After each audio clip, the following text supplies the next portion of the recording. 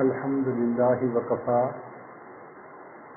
وسلام على عباده الذين اصطفى أما بعد أعوذ بالله من الشيطان الرجيم بسم الله الرحمن الرحيم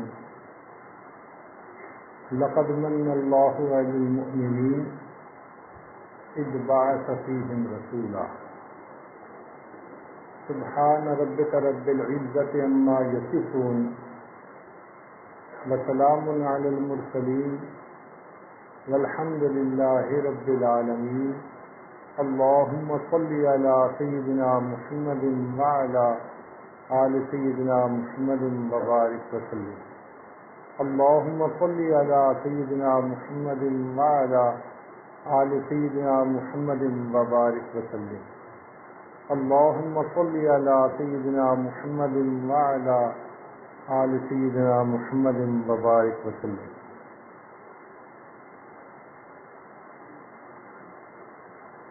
نبی علیہ الصلوۃ والسلام کے محاسن و کمالات بیان کرنے سے لغات عاجز ہیں. کوئی ایسی زبان نہیں جس میں وہ الفاظ ہوں جن الفاظ کے ذریعے سے ہم اپنے پیارے آقا صلی اللہ علیہ وسلم کی صفات کو بیان کر سکیں. اس لیے کہنے والوں نے کہا یا صاحب الجمال و یا سید البشر من وجهك المنیر لقد نور القمر لا يمكن الثناء كما كان حقه بعد خدا بزرگ تو ہی قصہ مختصر کہ بس اللہ رب العزت کے بعد آپ ہی کا مقام ہے اے اللہ کے حبیب صلی اللہ علیہ وسلم. سیرت کی مثال ایک سمندر کی مانند ہے. سمندر کی گہرائیوں کو اور وسعتوں کو الفاظ میں بیان کرنا مشکل ہوتا ہے. چنانچہ ایک عرب شاعر تھے، اس نے نبی علیہ الصلوۃ والسلام کی تعریف میں 40,000 اشعار لکھے اور 40,000 اشعار لکھنے کے بعد جو آخری اشعار لکھے ان کا ترجمہ اردو زبان میں یوں بنتا ہے: تھکی ہے فکر رسا اور مدح باقی ہے، قلم ہے آبلہ پا اور مدح باقی ہے، ورق تمام ہوا اور مدح باقی ہے، تمام عمر لکھا اور مدح باقی ہے. حضرت مولانا مناظر احسن گیلانی رحمۃ اللہ علیہ نے النبی الخاتم میں 450 عنوانات قائم فرمائے اور فرمایا کہ جو بھی دنیا میں آیا وہ جانے کے لیے آیا، لیکن مکہ میں ایک ایسا آنے والا آیا جو آتا ہی چلا گیا. لاکھ ستارے ہر طرف ظلمت شب جہاں جہاں، لاکھ ستارے ہر طرف ظلمت شب جہاں جہاں، ایک طلوع آفتاب دشت و نگر سحر سحر. اقبال سہیل نے نبی علیہ الصلوۃ والسلام کی مدحت میں لکھا: کتاب فطرت کے سرورق پر جو نام احمد رقم نہ ہوتا تو نقش ہستی ابھر نہ سکتا، وجود لوح و قلم نہ ہوتا، نہ روئے حق سے نقاب اٹھتا، نہ ظلمتوں سے حجاب اٹھتا، فروغ بخشے نگاہ عرفاں اگر چراغ حرم نہ ہوتا. حضرت مولانا قاسم نانوتوی رحمۃ اللہ علیہ نے نبی علیہ الصلوۃ والسلام کی شان میں بہت عجیب اشعار لکھے. فرماتے ہیں سب سے پہلے مشیت کے انوار سے نقش روئے محمد بنایا گیا، پھر اسی نقش سے مانگ کر روشنی بزم کون و مکان کو سجایا گیا. وہ محمد بھی احمد بھی محمود بھی، حسن مطلق کا شاہد مشہود بھی، علم و حکمت میں وہ غیر محدود بھی، ظاہراً امیوں میں اٹھایا گیا. علامہ اقبال نے نبی علیہ السلام کی شان میں بہت خوبصورت اشعار کہے ہیں: لوح بھی تو قلم بھی تو تیرا وجود الکتاب، لوح بھی تو قلم بھی تو تیرا وجود الکتاب، گنبد آبگینہ رنگ تیرے محیط میں حباب، تیری نگاہ ناز سے دونوں مراد پا گئے، علم غیاب و جستجو، عشق حضور و اضطراب، شوکت سنجر و سلیم تیرے جلال کی نمود، فقر جنید و بایزید تیرا جمال بے نقاب۔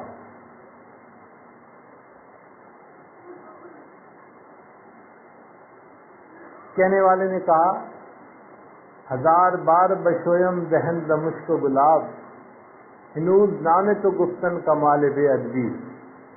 اے اللہ کے حبیب صلی اللہ علیہ وسلم، اگر میں اپنے منہ کو 1000 مرتبہ مشک اور گلاب سے دھو لوں پھر بھی آپ کا نام نامی اس میں گرامی لینا میرے لیے تو بے ادبی کی مانند ہے۔ آج کی گفتگو کا عنوان ہے انتخاب لاجواب۔ انتخاب لاجواب۔ اب اس کو ایک مثال سے سمجھ لیجئے کہ اگر کسی بڑے امیر آدمی نے اپنی بیٹی کی شادی کرنی ہو نا تو اس کی کوشش یہ ہوتی ہے کہ میں بیٹی کے لیے ایسی چیزیں بناؤں جو دوسروں سے انوکھی ہوں، الگ ہوں۔ چنانچہ اس کے لیے جہیز کے کپڑے بھی بہت انوکھے ہوں گے، خوبصورت ہوں گے، فرنیچر بھی بہت خوبصورت ہوگا، جیولری بھی بہت خوبصورت ہوگی، گاڑی بھی خوبصورت ہوگی، جو گھر بنایا جائے گا وہ بھی خوبصورت ہوگا۔ تو اس لڑکی کے جہیز کی چیزوں کو دیکھ کے پتہ چلتا ہے کہ اس کے باپ کو اس سے کتنی محبت تھی، اور چونکہ پیسے کی فراوانی تھی تو باپ چاہتا ہے کہ بس ایسی چیز بناؤں کہ ایسی کسی اور کے پاس نہ ہو۔ اسی طرح ہمارے آقا اور سردار حضرت محمد مصطفیٰ احمد مجتبیٰ صلی اللہ علیہ وسلم اللہ رب العزت کے محبوب، اور اللہ رب العزت تمام کائنات کے مالک اور خالق ہیں، تو اللہ تعالیٰ نے اپنے محبوب کو جو کچھ دیا وہ کائنات میں سب سے زیادہ بہترین چیز عطا فرمائی۔ یہ اللہ کا انتخاب تھا، اور اس کو کہتے ہیں انتخاب لاجواب۔ جو چیز بھی تھی وہ بہترین چیز تھی۔ اگر کوئی بچہ دنیا میں پیدا ہوتا ہے اس کے لیے اس کی ماں دعا کرتی ہے، یا باپ کی دعا قبول ہوتی ہے، یا نانا نانی دادا دادی میں سے کسی کی دعا قبول ہوئی، یا والدین نے اللہ کے راستے میں خرچ کیا، کسی فقیر کی دعا قبول ہوئی، تو انسانوں کی دعائیں قبول ہوتی ہیں اور وہ بچہ دنیا میں پیدا ہوتا ہے۔ نبی علیہ الصلوۃ والسلام جب دنیا میں تشریف لائے تو آپ کے لیے کس نے دعا کی؟ ذرا اس بات سے بھی غور کیجیے۔ حضرت ابراہیم علیہ السلام نے دعا کی، اور حضرت ابراہیم علیہ السلام ابو الانبیاء تھے، انبیاء کے والد تھے۔ ان کی نسل میں 18,000 انبیاء پیدا ہوئے۔ اگر کسی نسل میں ایک ولی پیدا ہو نا تو اس خاندان کی بڑی عزت ہوتی ہے کہ یہ تو فلاں بزرگ کا خاندان ہے۔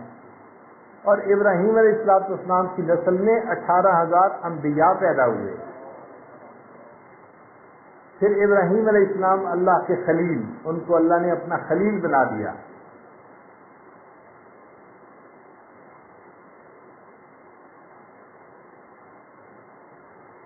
اللہ رب العزت نے انہیں فرمایا کہ میرے خلیل میرا گھر بناؤ، بیت اللہ کو بناؤ۔ تو حضرت ابراہیم علیہ السلام معمار کعبہ بنے، کعبہ بنانے والے۔ جب انہوں نے کعبہ بنا لیا تو دستور کی بات ہے کہ ہر مزدور کو مزدوری ملتی ہے۔ اللہ رب العزت نے فرمایا میرے ابراہیم خلیل، آپ نے بیت اللہ کو بنایا، اب آپ مجھ سے دعا مانگیے، جو مانگیں گے عطا فرمائیں گے، جو مانگیں گے آپ کی دعا کو قبول کر لیا جائے گا۔ تو سیدنا ابراہیم علیہ السلام نے دعا مانگی کہ یا اللہ، میں بھی آپ سے وہ نعمت مانگوں گا جو آپ کے خزانے میں بھی ایک ہی ہے۔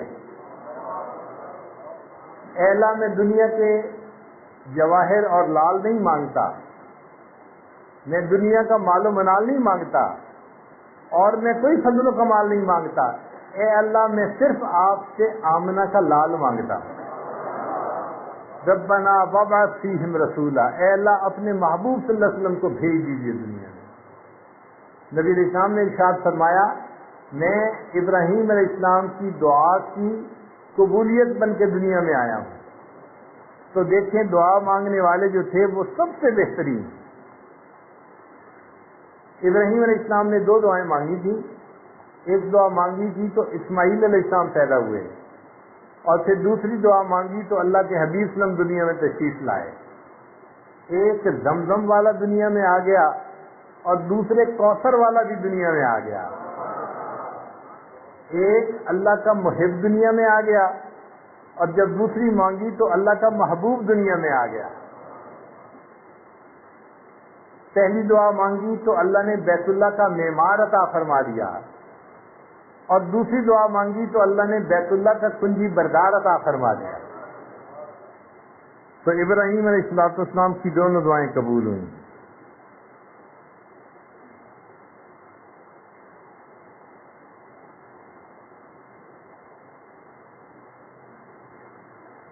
اسماعیل علیہ السلام جو تھے وہ ذبیح اللہ کہلائے, اللہ کے نام پر ذبح ہونے والے, اور نبی علیہ السلام حبیب اللہ کہلائے, اللہ کے محبوب. اسماعیل, اسما کا معنی اس زبان میں ہے سن, اور عیل کا معنی اللہ. اسماعیل کا معنی اے اللہ سن, اور محمد صلی اللہ علیہ وسلم ان کا معنی کہ وہ شخصیت جس نے اللہ کی دنیا, جس کی دنیا میں سب سے زیادہ تعریف کی گئی ہو. یعنی پوری کائنات میں کسی انسان کی اتنی تعریف نہیں کی گئی جتنی تعریف اللہ کے محبوب صلی اللہ علیہ وسلم کی گئی ہے. پھر جب بچہ پیدا ہو جاتا ہے نا تو اس کی خوشخبری کبھی تو نرس آ کے دیتی ہے, آپریشن تھیٹر سے نکلی اور جی بچہ پیدا ہو گیا, بیٹا پیدا ہوا. باپ کو خبر ملتی ہے کس کے ذریعے سے؟ ایک نرس کے ذریعے سے, لیڈی ڈاکٹر کے ذریعے سے, یا کسی وقت کوئی رشتہ دار عورت آ کے بتا دیتی ہے کہ بیٹے کی ولادت ہوئی. تو خوشخبریاں دینے والے عام لوگ ہوتے ہیں. نبی علیہ السلام نے جب دنیا میں آنا تھا تو آپ کی خوشخبری اللہ کے انبیاء میں سے ایک نبی علیہ السلام نے دی. حضرت عیسیٰ علیہ السلام نے بتایا کہ اے لوگوں میرے بعد ایک ایسے نبی آئیں گے جو اللہ کے محبوب ہوں گے, اور میں ان کی بشارت تمہیں آج عطا کر رہا ہوں. تو دیکھیے خوشخبری دینے والے بھی کتنے عظیم.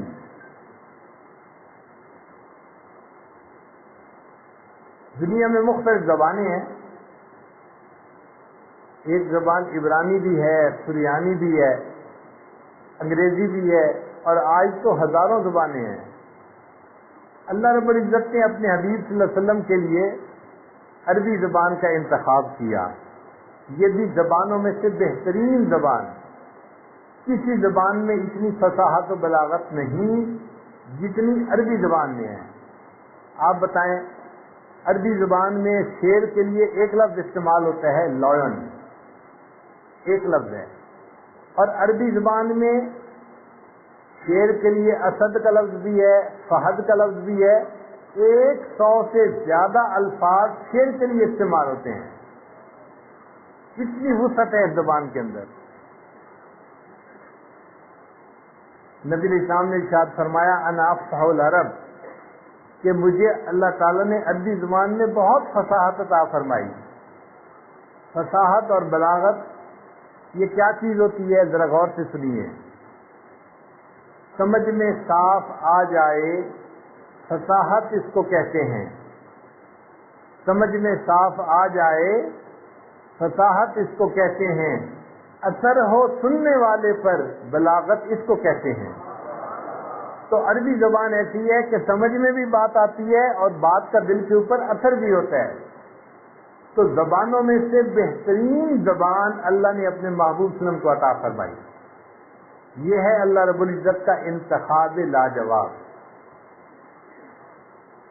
لوگ دنیا میں پیدا ہوتے ہیں, کوئی مشرق میں پیدا ہوا جی میں فجی کے ملک میں پیدا ہوا ہوں, کوئی مغرب میں پیدا ہوتا ہے جی کینیڈا میں پیدا ہوا, کوئی شمال میں کوئی جنوب میں. اللہ کے حبیب صلی اللہ علیہ وسلم کو اللہ رب العزت نے جزیرہ عرب میں پیدا فرمایا. آپ کبھی دنیا کا جغرافیہ سامنے رکھ کے دیکھیں تو جزیرہ عرب آپ کو تین طرف سے پانی سے گھرا ہوا نظر آئے گا اور ایک طرف سے باقی زمین کے ساتھ جڑا ہوا نظر آتا ہے. جیسے انسان کا دل ہوتا ہے نا کہ ایک طرف سے وہ جسم کے ساتھ جڑا ہوا ہوتا ہے اور لٹک رہا ہوتا ہے, باقی تین طرف سے جسم سے کٹا ہوا ہوتا ہے کیونکہ اس میں دھڑکنا ہوتا ہے. جزیرہ عرب یوں محسوس ہوتا ہے جیسے پوری دنیا کا جغرافیائی دل اللہ نے بنا دیا ہے, اور واقعی جب تک دل زندہ رہتا ہے اس وقت تک انسان زندہ, جب دل کی موت آ جاتی ہے تو انسان مر جاتا ہے. یہی حال جزیرہ عرب کا ہے, بیت اللہ کا ہے. جب تک بیت اللہ سلامت رہے گا اس وقت تک دنیا سلامت رہے گی. حدیث مبارکہ میں ہے کہ قیامت کی نشانیوں میں سے آخری نشانی کہ لوگ بیت اللہ کو گرائیں گے اور اس کے بعد اللہ تعالیٰ پوری دنیا میں قیامت برپا فرما دیں گے. تو دیکھو جگہ کا انتخاب بھی کتنا خوبصورت تھا. اللہ رب العزت نے دنیا کو کے وقت میں آپ کو پیدا فرمایا. حدیث پاک میں آتا ہے کہ جب اللہ تعالیٰ نے اس دنیا کو بنایا تو اس سے پہلے یہاں پر پانی تھا. اس پانی کے اوپر ایک بلبلہ پیدا ہوا اور اس بلبلے کو اللہ نے پھیلا کے زمین بنا دیا. وہ اول عالم, وہ جگہ تھی اول عالم, عالم میں سب سے پہلے بننے والی. اور یہ وہ جگہ تھی جہاں آج بیت اللہ بنا ہوا ہے. تو اول عالم, وسط عالم, مرکز عالم, اللہ نے اس مرکز میں نبی علیہ السلام کو پیدا فرمایا مکہ مکرمہ میں. تو پیدائش کے لیے جو جگہ کا انتخاب کیا وہ بھی سب سے بہترین. اس جگہ کو کیوں منتخب کیا؟ آپ لوگ جانتے ہیں تالاب کے درمیان میں اگر کنکر پھینکا جائے نا تو جو لہریں وہاں سے پھیلتی ہیں وہ چاروں طرف کنارے تک پھیلتی چلی جاتی ہیں. اللہ نے اپنے حبیب صلی اللہ علیہ وسلم کو مکہ مکرمہ میں پیدا کیا. یہ جگہ اول عالم ہے, مرکز عالم ہے, وسط عالم ہے. یہاں سے ایمان کی کرنیں پھوٹیں گی اور یہ پوری دنیا کے اندر برابر پھیلتی چلی جائیں گی. پھر قبیلے کا انتخاب دیکھو, سب سے بہترین قبیلہ اسماعیل علیہ السلام کی اولاد میں 44 قبیلے تھے. بنو ثقیف, بنو نذیر, بنو خزرج, بکر بن وائل. ایک قبیلہ تھا قریش, یہ کرش سے بنا ہے.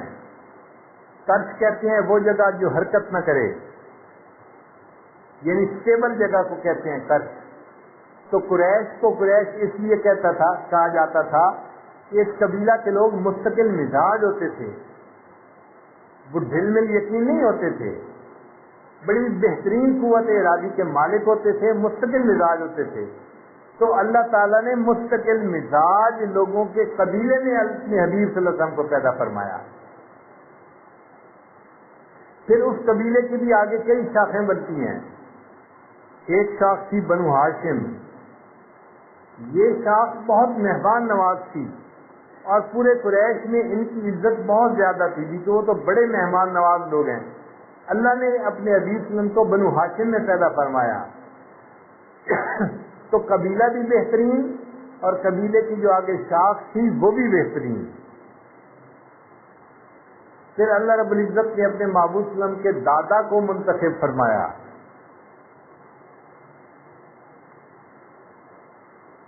نبی علیہ السلام کے دادا تھے عبد المطلب, نبی علیہ السلام کے دادا تھے اور یہ بیت اللہ کے کنجی بردار تھے.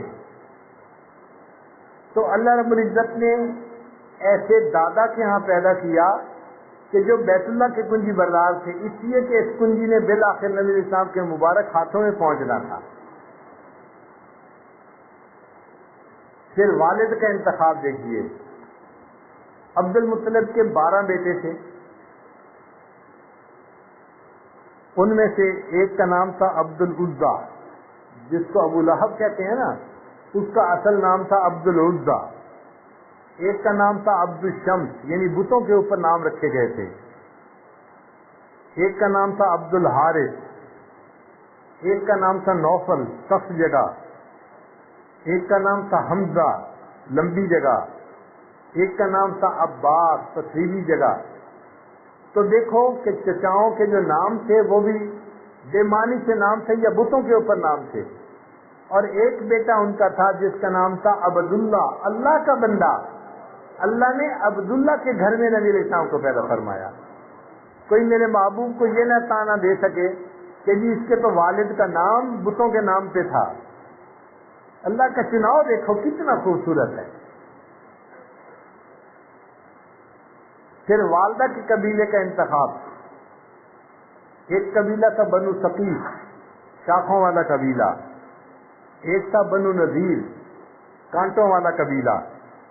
ایک تھا بنو زہرہ، تر و تازگی والا قبیلہ. پھول تر و تازہ ہوتے ہیں نا تو اس کو زہرہ کہتے ہیں. تو جس قبیلے کا معنی تھا تر و تازہ قبیلہ، بی بی آمنہ کا قبیلہ وہ قبیلہ تھا.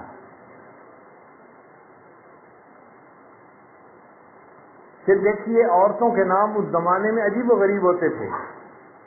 بعض عورتوں کا نام تھا خنسا، بد شکل، حربا، لڑنے والی. مگر اللہ نے اپنے محبوب وسلم کے لیے جو والدہ چنی تو والدہ کا نام کیا تھا؟ آمنہ، امن والی، امانت کا خیال رکھنے والی. تو ماں کا نام بھی بہترین نام، کوئی اس سے بھی اعتراض نہیں کر سکتا کہ جی آقا صلی اللہ علیہ وسلم کی والدہ کا نام ایسا بے معنی سا نام تھا. نہیں، اللہ نے فرمایا کہ چونکہ یہ میرے محبوب صلی اللہ علیہ وسلم کو گود میں پالے گی اس لیے یہ امانت والی ہونی چاہیے، کہ امن والی ہونی چاہیے. آمنہ ان کا نام تھا.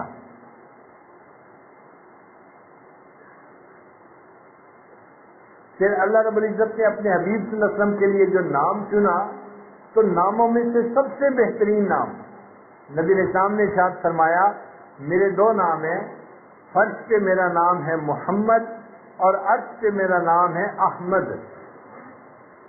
محمد کے معنی کیا ہیں؟ وہ ہستی کہ دنیا میں جتنی تعریف اس کی گئی ہو پوری دنیا میں کسی اور کی اتنی تعریف نہ کی گئی ہو. یہ بھی معنی بالکل ٹھیک ہے. اور احمد کا معنی وہ ہستی کہ جس نے اللہ کی اتنی تعریفیں کی ہو کہ اس سے زیادہ کوئی اللہ کی تعریف کر ہی نہ سکا ہو. تو نبی علیہ السلام محمد بھی تھے اور احمد بھی تھے. آپ کے نام بھی بہترین. اور انبیاء کے ناموں کا ذرا حساب لگائیے. آدم گندم گوں یعنی گندمی رنگ والا، نوح علیہ السلام نوحہ کرنے والا، زکریا علیہ السلام سبق والا، ادریس علیہ السلام درس والا، یوسف علیہ السلام افسوس والا، یعقوب علیہ السلام بعد میں آنے والا، موسیٰ علیہ السلام پانی سے نکالا ہوا، عیسیٰ علیہ السلام سیاحت کرنے والا. مختلف انبیاء کے ناموں کے معنی دیکھیں تو وہ بھی عجیب و غریب ہیں. مگر میرے آقا صلی اللہ علیہ وسلم کے لیے اللہ نے جو نام پسند کیا وہ ناموں میں سے بہترین نام کہ جتنی تعریف آپ کی ہوئی دنیا میں ہوئی اتنی تعریف کسی کی نہیں ہوئی، اور جتنی تعریف آپ نے اللہ رب العزت کی کی اتنی تعریف مخلوق میں کسی نے اللہ رب العزت کی نہیں کی. آپ احمد بھی تھے اور محمد بھی تھے. آپ ذرا غور کیجئے کہ نہ محمد کے نام پہ نقطہ ہے نہ احمد کے نام پہ نقطہ ہے. اللہ نے اپنے لیے بھی نقطے کو پسند نہیں کیا. اللہ کے نام پہ نقطہ نہیں ہے. جتنے حروف ہیں بے نقطہ حروف ہیں. نقطہ کیوں پسند نہیں کیا؟ کہ کہیں نقطے کی وجہ سے لوگ شرک نہ کرنے لگ جائیں اور چیزیں ساتھ نہ ملانے لگ جائیں.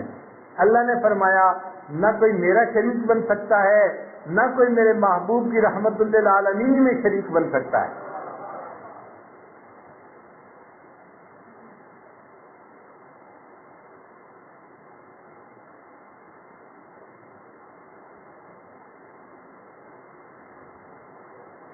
اب ایک مزے کی بات سنیے.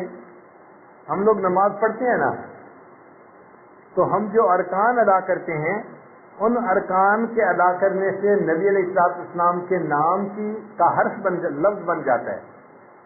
جب ہم قیام میں ہوتے ہیں تو ہم الف کی شکل میں ہوتے ہیں. الف ایسی ہی ہوتی ہے نا، کھڑی ہوتی ہے.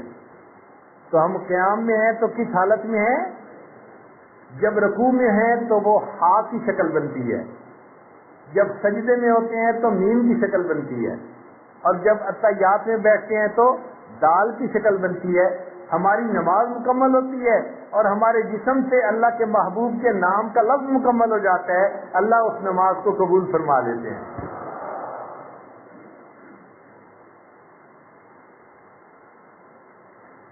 پھر محمد کا لفظ دیکھیں، محبت کا لفظ آپ اگر ادا کریں نا تو آپ کے ہونٹ 2 دفعہ ملیں گے آپس میں، محبت 2 دفعہ ہونٹ ملتے ہیں، اور اگر محمد کا لفظ ادا کریں تو بھی ہونٹ 2 دفعہ ملتے ہیں۔ لہذا جو محمد صلی اللہ علیہ وسلم کی تعلیمات پر چلے گا اللہ رب العزت اس کو محبتوں والی زندگی عطا فرمائیں گے۔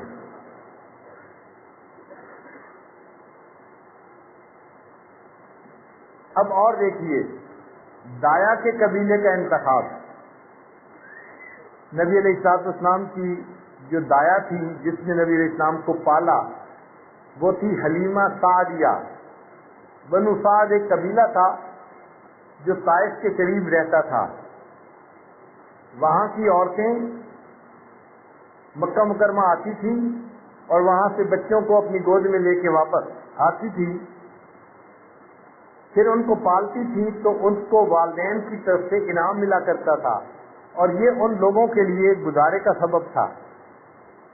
ایک مرتبہ 10 عورتیں طائف سے چلیں مکہ مکرمہ جاتی ہیں۔ سب عورتوں کی جو سواریاں تھیں وہ بڑی تازہ دم، صحت مند، خوب تیز دوڑنے بھاگنے والی، تو سب عورتیں آگے نکل جاتی۔ ایک عورت ایسی تھی جس کی سواری کمزور بھی تھی اور لاغر تھی، وہ پیچھے رہ جاتی۔ عورتیں کھڑے ہو کے انتظار کرتی، وہ عورت اس کا نام تھا حلیمہ۔ جب وہ پیچھے سے آ کے ملتی تو عورتیں پھر سفر کرتی، پھر سب کی سواری آگے نکل جاتی، حلیمہ کی سواری پیچھے رہ جاتی۔ سارا راستہ اسی طرح طے ہوا۔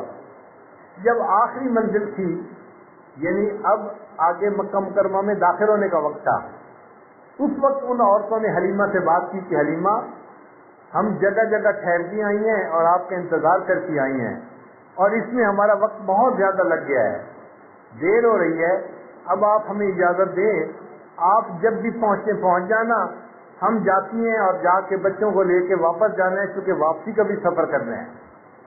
حلیمہ نے اجازت دے دی۔ یہ 9 عورتیں مکہ مکرمہ میں آئیں اور انہوں نے وہاں پر جو بچے تھے امیر گھرانوں کے ان کو اپنی گود میں لے لیا۔ جب حلیمہ سعدیہ پہنچی تو امیر گھرانوں کا کوئی بچہ نہیں تھا۔ حلیمہ نے پتہ کیا کوئی بچہ ہے جس کو میں اپنی گود میں لے سکتی ہوں۔ اسے بتایا گیا ہاں ایک بچہ ہے مگر اس کے والد فوت ہو چکے، وہ یتیم بچہ ہے۔ تو حلیمہ کے دل پہ ذرا چوٹ پڑی کہ وہ اگر والد نہیں ہے تو بچے کو پالنے کا انعام تو مجھے پھر کوئی نہیں دے سکے گا، اگر ملا بھی تو تھوڑا ملے گا۔ تو حلیمہ ذرا افسردہ ہوئی، فرماتی ہیں کہ پھر میرے دل میں خیال آیا کہ میں ذرا بچے کی شکل تو دیکھوں کہ بچہ ہے کیسا۔ نبی علیہ السلام چارپائی کے اوپر لیٹے ہوئے تھے اور اوپر چادر ڈالی ہوئی تھی۔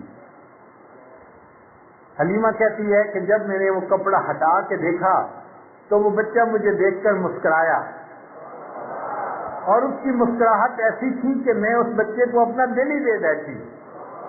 میں نے دل میں سوچا حلیمہ تجھے پیسے تو نہیں ملیں گے، اس بچے کی مسکراہٹ تجھے ملے گی، یہ ساری دنیا سے بڑی نعمت ہے جو تجھے مل جائے گی۔ اب حلیمہ نے فیصلہ کر لیا کہ میں نے اس بچے کو گود میں لینا ہے۔ حلیمہ لینے کو تیار ہے اور اس کی والدہ بچے کی آمنہ وہ بچہ دینے کے لیے تیار ہے۔ اتنے میں اس بچے کے دادا بھی آ گئے، ان کا نام تھا عبد المطلب۔ حلیمہ نے کہا میں بچہ لینا چاہتی ہوں، میں گاؤں کی رہنے والی ہوں اور میں نے بستی میں کوئی ایسا خوبصورت بچہ نہیں دیکھا۔ آمنہ نے کہا حلیمہ تو بستی کی رہنے والی ہے، میں شہر کی رہنے والی ہوں، مکہ کی رہنے والی ہوں، میں نے شہروں میں ایسا خوبصورت بچہ نہیں دیکھا۔ عبد المطلب کھڑے سن رہے تھے، انہوں نے کہا حلیمہ تو نے کسی بستی میں ایسا خوبصورت بچہ نہیں دیکھا، اور آمنہ تو نے کسی شہر میں ایسا خوبصورت بچہ نہیں دیکھا، اور میں تو ملکوں کا سفر کرنے والا بندہ ہوں، اپنے قبیلے کا سردار ہوں، میں نے ملکوں میں ایسا خوبصورت بچہ نہیں دیکھا۔ اگر اس وقت جبریل علیہ السلام ہوتے موجود اور ان سے پوچھا جاتا کہ جبریل علیہ السلام آپ بھی ذرا اپنے کمنٹ دے دیجیے، آپ کے تاثرات کیا ہیں، تو میرے خیال میں ان کا جواب یہ ہوتا، حلیمہ تجھے بستیوں میں ایسا خوبصورت بچہ نظر نہ آیا، آمنہ تجھے شہروں میں خوبصورت نظر نہ آیا، اور عبد المطلب آپ کو ملکوں میں ایسا بچہ نظر نہ آیا، اور میں تو پوری دنیا کی سیر کر چکا ہوں، میں نے پوری دنیا میں اتنا خوبصورت بچہ نہیں دیکھا۔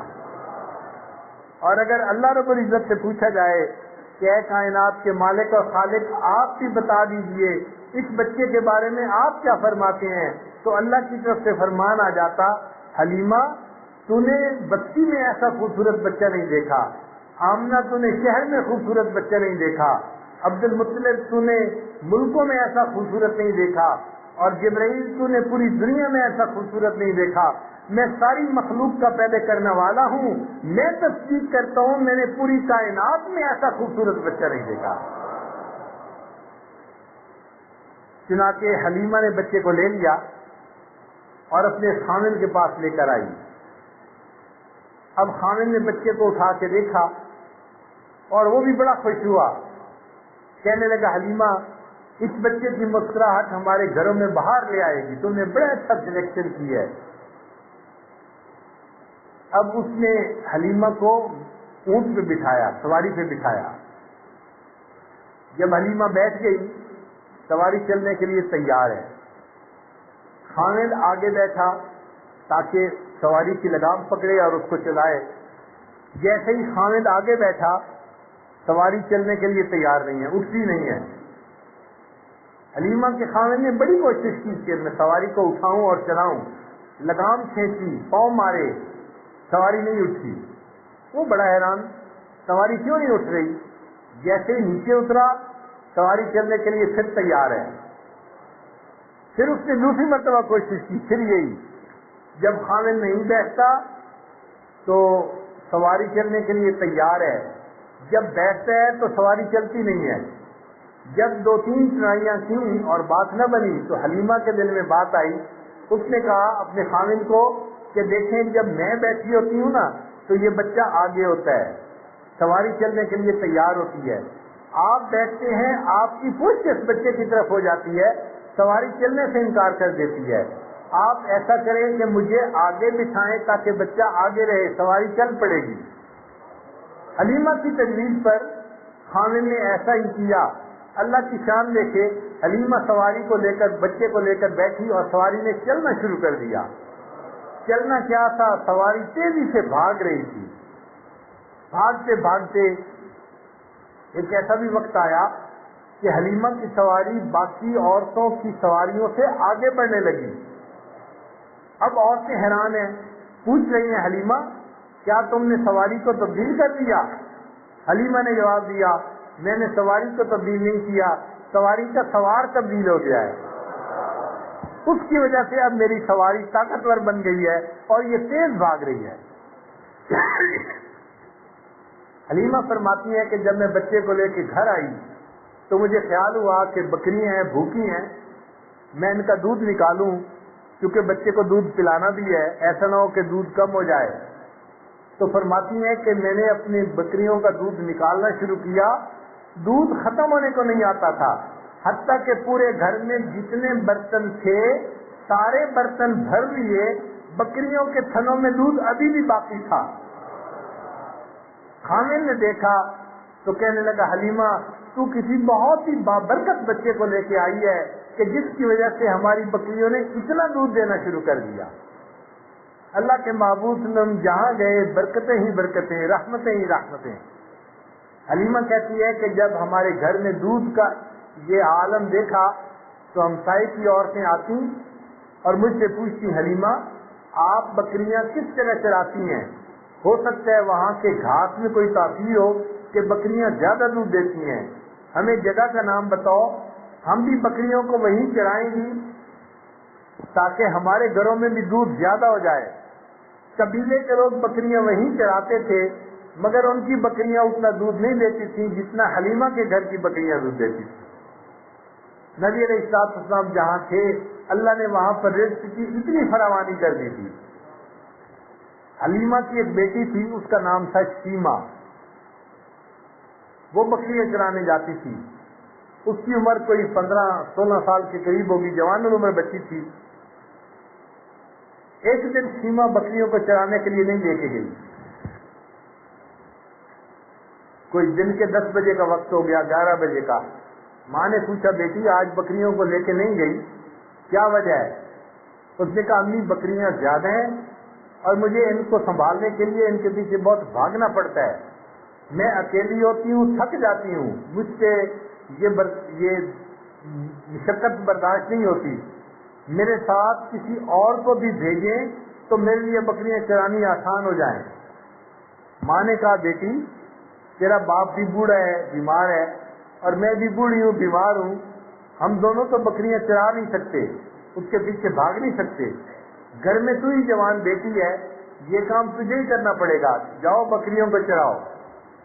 سیما کہنے لگی اچھا اماں اگر مجھے بکریاں چرانے کے لیے بھیجنا ہے نا تو یہ چھوٹے بھائی محمد کو میرے ساتھ بھیج دیجیے. ماں نے کہا بیٹا تم بکریاں چراؤ گی یا بھائی کو سنبھالو گی؟ اس نے کہا امی میں بھائی کو بھی سنبھال لوں گی، بکریاں بھی چرا لوں گی. بیٹی بات سمجھ میں نہیں آتی، تو کیوں ضد کر رہی ہے بھائی کو لے جانے کے لیے؟ سیما نے جواب دیا اماں ایک دن میں اپنے بھائی کو اپنے ساتھ بکریاں چرانے لے کے گئی تھی اور اس دن میں نے 3 باتیں دیکھی تھی. بیٹی 3 باتیں کیا دیکھی تھی؟ اماں ایک بات تو یہ دیکھی تھی میں سارا دن جہاں بھی پھرتی رہی آسمان پر ایک بادل سایہ کرتا رہا، مجھے پورا دن دھوپ کے اندر جانا ہی نہیں پڑا. ایک برکت تو میں نے یہ دیکھی. اور اماں دوسری برکت میں نے یہ دیکھی کہ ایک راہب گزر رہا تھا، اس نے گود میں میرے بھائی کو دیکھا تو میرے پاس آیا اور اس کو لے کے بہت چوما پیار کیا اور مجھے کہنے لگا یہ کیا ہے تمہارا؟ میں نے کہا میرا بھائی ہے. اس نے کہا کہ تمہارا یہ بچہ بھائی آنے والے وقت میں بہت بڑی شخصیت بنے گا. میں اس میں ایسی نشانیاں دیکھ رہا ہوں کہ یہ نشانیاں ہم نے تورات اور انجیل کے اندر پڑھی ہوئی ہیں. اماں مجھے اپنے بھائی کی تعریف بڑی اچھی لگی کہ لوگ بھی اس کی تعریف کرتے ہیں. اور اماں ایک تیسری بات میں نے اور دیکھی. بیٹا کیا دیکھی؟ اب میں بھائی کو گود میں لے کے گئی اور ایک جگہ پر بکریوں کو چرنے کے لیے چھوڑ دیا اور بھائی کو لے کے میں بیٹھ گئی اپنی گود میں. اماں میں نے دیکھا میری بکریوں نے جلدی جلدی گھاس کو چر لیا اور گھاس چرنے کے بعد یہ بکریاں آئیں اور میرے بھائی کے گرد ایک دائرہ بنا کر بیٹھ گئی. اماں باقی سارا وقت میں بھی بھائی کا چہرہ دیکھتی رہی اور میری بکریاں بھی میرے بھائی کا چہرہ دیکھتی رہی. مجھے بکریوں کے پیچھے بھاگنے کی ضرورت ہی نہیں پڑی. تو آقا صلی اللہ علیہ وسلم کی والدہ بھی بہترین، والدہ کا نام بھی بہترین، آپ کی دایا بھی بہترین. دایا کا نام دیکھو حلیمہ، حلم والی. حلم کا مطلب جس عورت کے اندر تحمل مزاجی ہو نا وہ بچے کی تربیت اچھی کر سکتی ہے. جن عورتوں کے اندر غصہ ہو وہ چھوٹے معصوم بچے کو بھی جھڑک دیتی ہیں، تھپڑ لگا دیتی ہیں، سختی کرتی ہیں. اللہ نے فرمایا نہیں، میں نے اپنے محبوب صلی اللہ علیہ وسلم کے لیے جس دایا کا انتخاب کرنا ہے وہ بڑی حلم والی عورت ہوگی، لہذا نہ بچے کو ڈانٹے گی نہ اس بچے کو کوئی بات کرے گی، بلکہ بڑے حلم کے ساتھ اس بچے کی وہ جو ہے وہ پرورش کرے گی اور میرا بچہ اس حلیمہ کی گود میں پرورش پائے گا. کسی شاعر نے حلیمہ کے بارے میں بڑے اچھے اشعار کہے ہیں. فرماتے ہیں حلیمہ میں تیرے مقدرہ تو صدقے، حلیمہ میں تیرے مقدرہ تو صدقے، تو مدنی دا جھولا جھلیندی بھی ہوتے،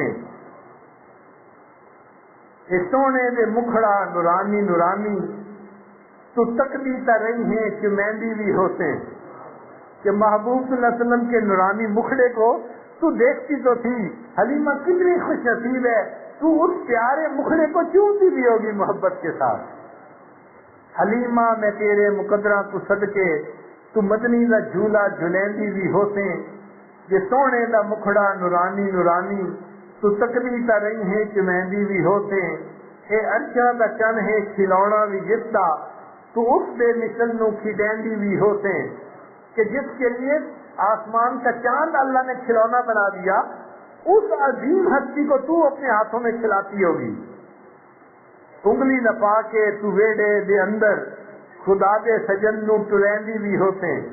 بچہ جب چلنا سیکھتا ہے نا تو ماں انگلی پکڑ کے اس کو قدم اٹھانا سکھاتی ہے، تو وہ کہتے ہیں کہ انگلی نپا کے تو ویڑے دے اندر خدا دے سجن نو ٹریندی بھی ہوتے ہیں، نوا کے سجا کے تے کجلا بھی پا کے، نوا کے سجا کے تے کجلا بھی پا کے تو تھوڑی ہلا کے ہتھیلی بھی ہوتے ہیں۔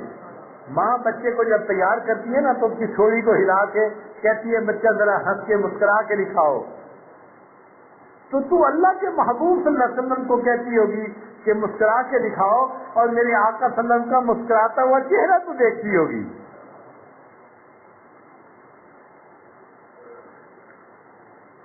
جداں سونا ایئر چرندہ بھی ہوتی، جب آپ صلی اللہ علیہ وسلم ذرا بڑے ہو گئے تھے، چلنے پھرنے کے قابل ہو گئے تھے، تو کہتی ہیں کہ اس وقت آپ صلی اللہ علیہ وسلم بھی بکریاں چرانے کے لیے جاتے ہوں گے، تو جداں سونا ایئر چراندہ بھی ہوتی، تو مدنی نے مٹھیاں بھریندی بھی ہوتے۔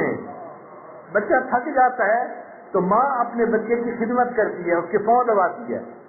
حلیمہ تو کتنی خوش نصیب ہے کہ اللہ کا یہ پیارا حبیب صلی اللہ علیہ وسلم جب تھک کے واپس آتا ہوگا تو اس کے قدموں کو جو ہے وہ مٹھیاں بھرتی ہوگی، تجھے کتنی بڑی طاقت نصیب ہو گئی۔ اور کبھی کبھی ایسا بھی ہوتا ہے کہ بچہ اپنی ماں سے روٹھ جاتا ہے، تو پھر اس ماں اس بچے کو مناتی ہے۔ تو شاعر نے کہا کبھی نال تیرے نزاکت سونا، کبھی نال تیرے نزاکت سونا، اور رختا بھی ہوتی تو منیندی بھی ہوتے۔ وہ کیا منظر ہوگا جب وہ چھوٹا بچہ تجھ سے روٹتا ہوگا اور تو اس کی منتیں کر کے اس کو منا رہی ہوگی، بیٹا اپنی اماں سے نہیں روٹا کرتے، تو کیوں مجھ سے روٹ گیا، تو مان جا۔ تو حلیمہ کو اللہ رب العزت نے کیا سعادت عطا فرمائی۔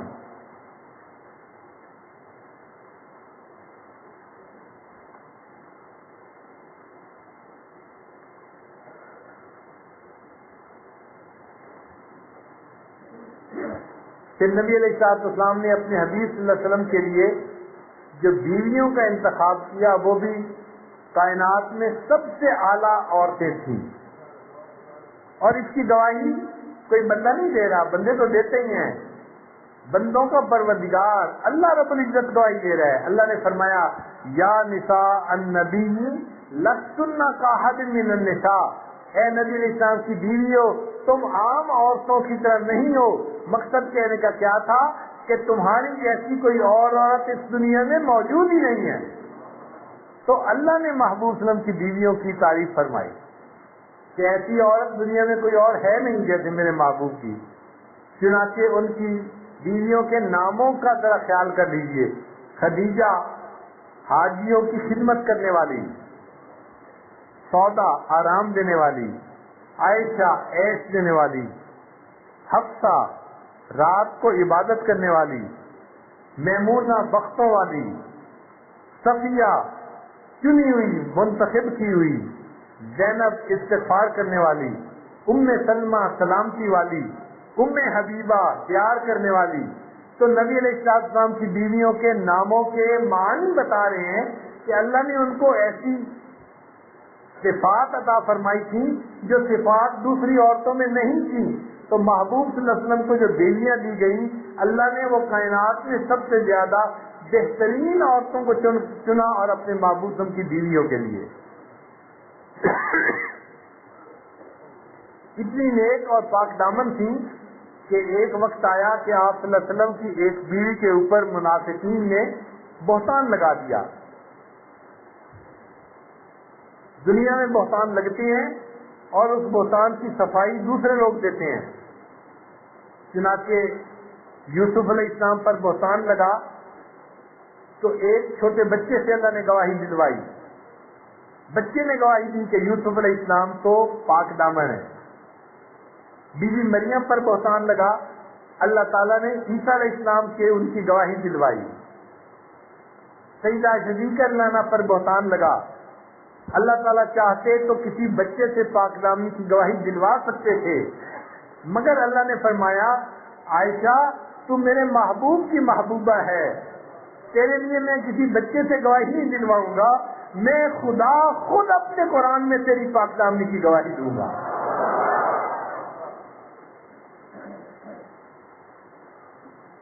کہ نبی علیہ السلام کے 3 بیٹے تھے، ایک کا نام تھا قاسم، تقسیم کرنے والا، برکتوں کو تقسیم کرنے والا، ایک کا نام تھا طیب طاہر، پاکیزگی والا، ایک کا نام تھا ابراہیم، بزرگی والا۔ تو دیکھو بیٹوں کے نام بھی کتنے پیارے ہیں۔ نبی علیہ السلام نے ارشاد فرمایا اگر میرے بعد کوئی نبی آنا ہوتا تو اللہ تعالیٰ میرے بیٹے کو نبوت عطا فرماتے، لیکن میرے بعد کوئی نبی نہیں آئے گا، تو ختم نبوت کا مقام اللہ نے کس کو عطا فرمایا؟ اپنے حبیب صلی اللہ علیہ وسلم کو عطا فرمایا۔ اس لیے نبی علیہ السلام کے تشریف لے جانے کے بعد جو کوئی دنیا میں نبی ہونے کا دعویٰ کرے گا وہ جھوٹا ہوگا، کذاب ہوگا، دجال ہوگا۔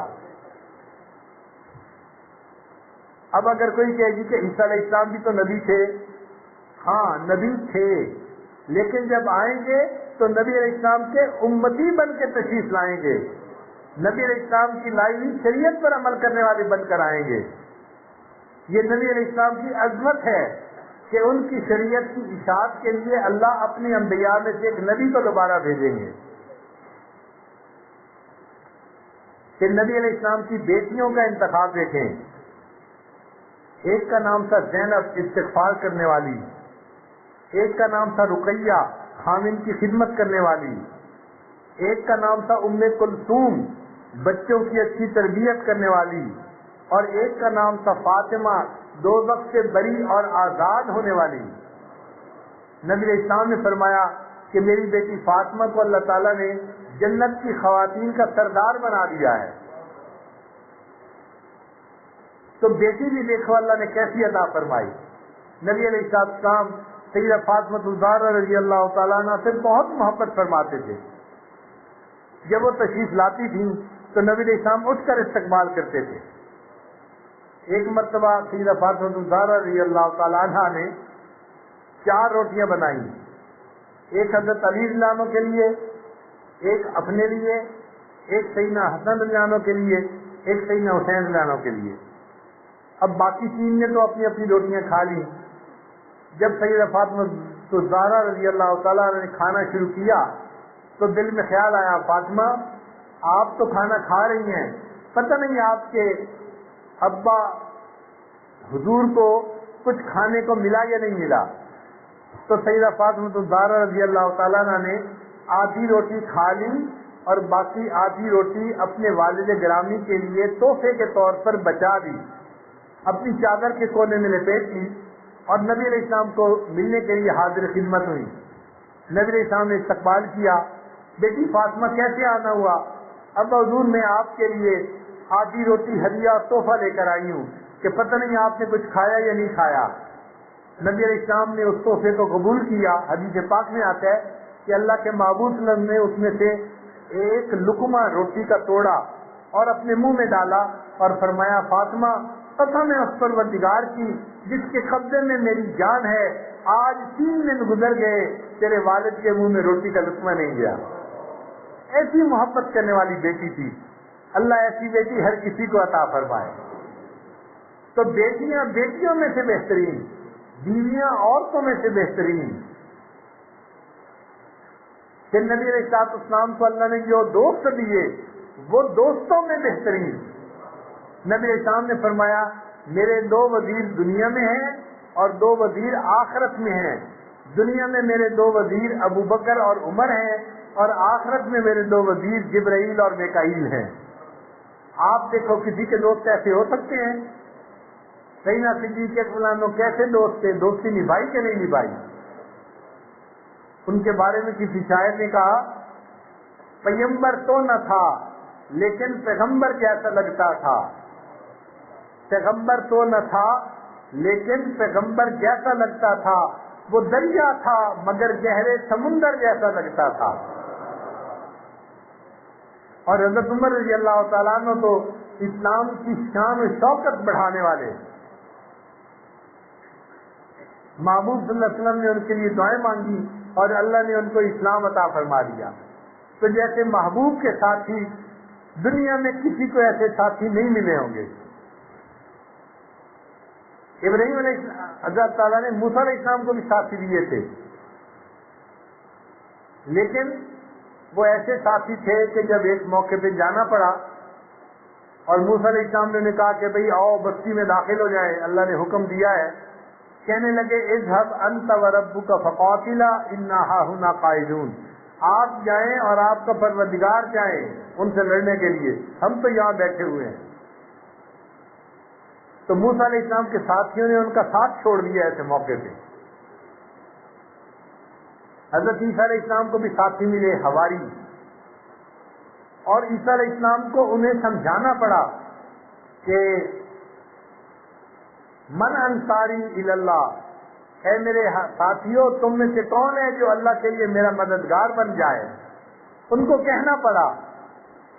لیکن نبی علیہ السلام کو اللہ نے جو ساتھی دیے، نہ انہوں نے انکار کیا، نہ ان کو سمجھانے کی ضرورت پیش آئی، بلکہ انہوں نے ایسا ساتھ نبھایا کہ نبی علیہ السلام نے فرمایا ابو بکر میں نے دنیا میں سب کے احسانات کے بدلے چکا دیے، تو نے میرے اوپر اتنے احسانات کیے ہیں، تیرا بدلہ قیامت کے دن اللہ چکائیں گے۔ تو نبی علیہ السلام کے دوست بھی بہترین۔ پھر نبی علیہ السلام کو اللہ نے کتاب عطا فرمائی قرآن مجید، وہ کتابوں میں بہترین، تورات، انجیل اور زبور، یہ بھی اللہ تعالیٰ کی طرف سے بھیجی گئی کتابیں ہیں، مگر وہ کتابیں تھیں، صحیفے پہ لکھی ہوئی چیز تھی۔ اس کی مثال اس طرح سمجھیں، ایک ہوتا ہے میسج، وہ لفظوں میں لکھا ہوا آ جاتا ہے، ایک ہوتا ہے وائس میسج کہ آواز آتی ہے کسی کی۔ وائس میسج ہمیشہ عام میسج سے زیادہ اعلیٰ ہوتا ہے۔ تو جو پہلی کتابیں تھیں وہ ریٹن میسیجز تھے اللہ کی طرف سے جو آئے تھے انبیاء کے اوپر، اور جو قرآن مجید ہے یہ کلام اللہ ہے۔ یہ کیا ہے؟ کلام اللہ ہے، کتاب اللہ بھی ہے، کلام اللہ بھی ہے۔ اس لیے اللہ کے کلام ہونے کی نسبت کی وجہ سے اس کتاب کو باقی کتابوں پر فضیلت حاصل ہے۔ نبی علیہ السلام نے فرمایا تبرک بالقرآن فإنہ کلام اللہ، قرآن سے برکت حاصل کرو، یہ اللہ کا کلام ہے۔ اللہ بھی برکت والے، ان کا نام بھی برکت والا، ان کا کلام بھی برکت والا۔ تبارک اسم ربک، قرآن مجید میں ہے اللہ کا نام برکت والا ہے، تبارک اسم ربک، برکت والا ہے نام تیرے رب کا، تو اللہ کا نام بھی برکت والا، اللہ کی ذات بھی برکت والی۔ تبارک الذی بیدہ الملک، برکت والی ہے وہ ذات جس کے ہاتھ میں ملک اور سلطنت ہے۔ تو نام بھی برکت والا، اللہ کی ذات بھی برکت والی، اور اللہ کا کلام بھی برکت والا، قرآن مجید بھی برکت والا۔ تو دیکھیں برکتیں ہی برکتیں، اور اللہ کا قرآن اللہ نے اپنے حبیب صلی اللہ علیہ وسلم کو عطا کیا، تو کتابوں میں سے بہترین کتاب اللہ نے اپنے حبیب صلی اللہ علیہ وسلم کو عطا فرمائی۔ پھر اللہ نے باقی انبیاء کو بھی دین عطا فرمائے، لیکن وہ دین کامل دین نہیں تھے۔ اللہ نے اپنے حبیب صلی اللہ علیہ وسلم کو دین عطا فرمایا اور فرمایا وَأَتْمَمْتُ عَلَيْكُمْ نِعْمَتِي، اے میرے محبوب صلی اللہ علیہ وسلم میں نے آپ پر اپنی نعمت کو مکمل کر دیا، وَرَضِيتُ لَكُمُ الْإِسْلَامَ دِينًا، اور میں نے تمہارے لیے دین اسلام کو پسند کر دیا۔ تو جو دین ملا وہ بھی دینوں میں سب سے بہترین دین، کتاب ملی وہ کتابوں میں سے بہترین، جو ساتھی ملے ساتھیوں میں بہترین، جو بیویاں ملی وہ بیویوں میں بہترین، جو اولاد ملی اولاد میں سے بہترین، جو نبی علیہ السلام کو اللہ نے شخصیت عطا فرمائی وہ شخصیتوں میں بہترین۔ اللہ تعالیٰ نے اپنے نبی صلی اللہ علیہ وسلم کو وہ خوبصورتی عطا فرمائی، وہ جمال عطا فرمایا کہ ایسا جمال کائنات میں کسی اور کو عطا نہیں ہوا۔ نبی علیہ السلام نے ارشاد فرمایا میرے بھائی یوسف سبی تھے اور میں ملی ہوں۔ سبی کہتے ہیں گورا چٹا، بعض لوگوں کا رنگ بڑا گورا چٹا ہوتا ہے، ضروری نہیں ہوتا وہ خوبصورت بھی ہو، نقشنین بھی خوبصورت ہو، نقشنین کی خوبصورتی الگ چیز ہے، رنگ کا سفید ہونا یہ الگ چیز ہے. نبی علیہ السلام نے فرمایا کہ میں ملی ہوں. ملی کا کیا مطلب؟ نمکین چہرہ. نمکین چہرہ کس کو کہتے ہیں؟ کہ جس کو بار بار دیکھنے کو دل کرے, بار بار دیکھنے کو دل کرے, دل ہی نہ بھرے جس سے. تو یوسف علیہ السلام کے حسن میں اور ہمارے آقا صلی اللہ علیہ وسلم کے حسن میں یہ فرق تھا کہ یوسف علیہ السلام سبھی تھے, ان کے اوپر کسی کی نظر ٹکتی نہیں تھی, اور میرے آقا صلی اللہ علیہ وسلم ملی تھے, ان پر جو نظر پڑ جاتی تھی نظر ان سے ہٹتی نہیں تھی.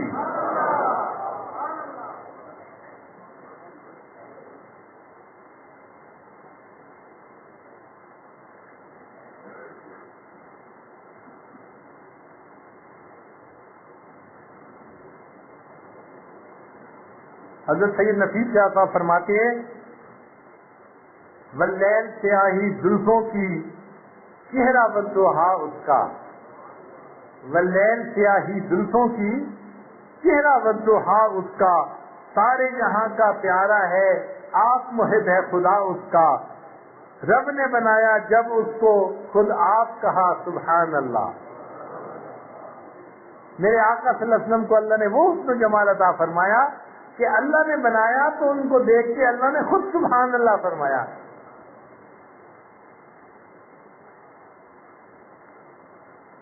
حضرت سید نفیس شاہ صاحب فرماتے ہیں اے رسول امی خاتم المرسلین تجھ سا کوئی نہیں, تجھ سا کوئی نہیں. اے رسول امی خاتم المرسلین تجھ سا کوئی نہیں, تجھ سا کوئی نہیں. ہے عقیدہ یہ اپنا بصدق و یقین تجھ سا کوئی نہیں, تجھ سا کوئی نہیں. بزم کونین پہلے سجائی گئی, پھر تیری ذات منظر پہ لائی گئی. سید الاولی سید الآخری تجھ سا کوئی نہیں, تجھ سا کوئی نہیں. دست قدرت نے ایسا بنایا تجھے, جملہ اوصاف سے ہے سجایا تجھے. اے ازل کے حسین, اے ابد کے حسین, تجھ سا کوئی نہیں, تجھ سا کوئی نہیں. کوئی بتلائے کیسا سراپا لکھوں, کوئی ہے وہ کہ جس کو میں تجھ سا لکھوں. توبہ توبہ نہیں کوئی تجھ سا نہیں, تجھ سا کوئی نہیں, تجھ سا کوئی نہیں. تیرا سکہ رواں کل جہاں میں ہوا, اس زمین میں ہوا آسماں میں ہوا. کیا عرب کیا عجم سب ہے زیر نگیں, تجھ سا کوئی نہیں, تجھ سا کوئی نہیں. لہذا ہم یہ کہہ سکتے ہیں کہ اللہ رب العزت نے جیسے ہمارے پیارے آقا صلی اللہ علیہ وسلم کو بنایا ان جیسی ہستی کائنات میں کوئی نہیں ہے. ان کا کوئی اللہ کا وحدانیت میں ربوبیت میں کوئی شریک نہیں ہے, اور میرے آقا صلی اللہ علیہ وسلم کا محبوبیت میں کوئی شریک نہیں ہے. اللہ بھی وحدہ لا شریک ہیں, میرے آقا صلی اللہ علیہ وسلم بھی وحدہ لا شریک ہیں. کتنے خوش نصیب ہیں ہم, اللہ رب العزت نے ہمیں ایسے آقا صلی اللہ علیہ وسلم کی امت میں پیدا کیا. آج ہم ان کا کلمہ پڑھتے ہیں, ان کا نام لیتے ہیں, اور اپنے دلوں کو ان کے نام سے ہم آرام پہنچاتے ہیں. اللہ تعالیٰ ہمیں ساری زندگی اپنے پیارے آقا صلی اللہ علیہ وسلم کی سچی محبت عطا فرمائے, اور قیامت کے دن اپنے آقا صلی اللہ علیہ وسلم کے قدموں میں اللہ رب العزت ہمیں کھڑا ہونے کی توفیق عطا فرمائے. جب موت کا وقت آئے اور ملک الموت آئے, ہمارے دماغوں کو ٹٹولے تو علم نبی سے بھرا ہوا پائے, ہمارے دلوں کو ٹٹولے تو عشق نبی سے بھرا ہوا پائے, ہمارے اعضاء کو ٹٹولے تو سنت نبی سے مزین پائے, اور ہم اس عشق نبی کو لے کے اپنے آقا صلی اللہ علیہ وسلم کے سامنے قیامت کے دن حاضر ہو جائیں. اللہ تعالیٰ ہمیں اپنے حبیب صلی کی ایسی سچی محبت عطا فرمائے. عجب چیز ہے اس کے شاہ مدینہ, یہی تو ہے اس کے حقیقی کا زینہ. عجب چیز ہے اس کے شاہ مدینہ, یہی تو ہے اس کے حقیقی کا زینہ. ہے معمور اس عشق سے جس کا سینہ, اسی کا ہے مرنا اسی کا ہے جینا. وآخر دعوانا ان الحمد للہ رب العالمین.